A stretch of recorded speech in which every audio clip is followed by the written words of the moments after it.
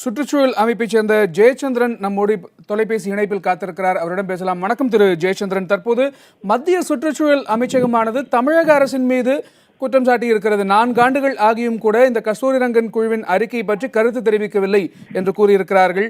இது பற்றி நீங்கள் என்ன சொல்ல விரும்புகிறீங்க? தமிழக அரசு கருத்து தெரிவிக்காததற்கு என்ன காரணம் இருக்க முடியும் என்று நீங்கள் நினைக்கிறீர்கள்? இதுல முக்கியமான ஒரு விஷயம் என்னன்னா, இந்த கஸ்தூரிரங்கன் கமிட்டியில நிறைய குழப்பங்கள் இருக்கு. இதுல உதாரணத்துக்கு சொல்ல போனீங்கன்னா, இதுல நம்ம நிறைய வன ஆர்வலர்கள்லாம் இயற்கை ஆர்வலர்கள்லாம் என்ன எதிர்பார்த்தாங்கன்னா, இந்த கமிட்டியோட ரிப்போர்ட் படி நிறைய வனப்பகுதிகள் இந்த இதுக்கு ரிப்போர்ட்ல சேரும் நாங்கள் எதிர்பார்ப்போம். அந்த மாதிரி எதுவும் சேரவே இல்லை.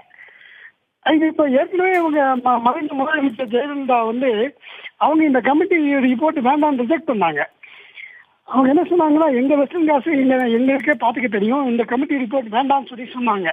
ஆனா அது ரைட்டிங்ல கொடுத்தாங்களா என்னன்னு தெரியல. பட் அவங்க பேட்டி கொடுக்கும்போது வெஸ்டர்ன் காசு நாங்களே பார்த்துக்கிறோம் அப்படிங்கிற மாதிரி இந்த கமிட்டி ரிப்போர்ட்டை அவங்க வெல்கம் பண்ணவே இல்லை.